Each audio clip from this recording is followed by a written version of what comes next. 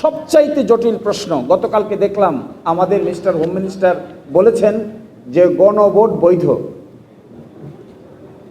শুনেছেন কালকে?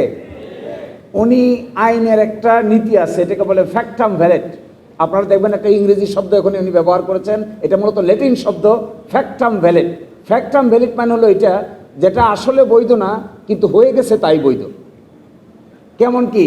যেমন আপনি অপ্রাপ্তবয়স্ক একটা ছেলে একটা মেয়ে বিয়ে করে ফেলেছে, সন্তানের জন্ম হয়ে গেছে, আইনে বলা আছে 18 বছর আর 21 বছর, কিন্তু বিয়ে করে ফেলেছে 15 বছর আর 17 বছর।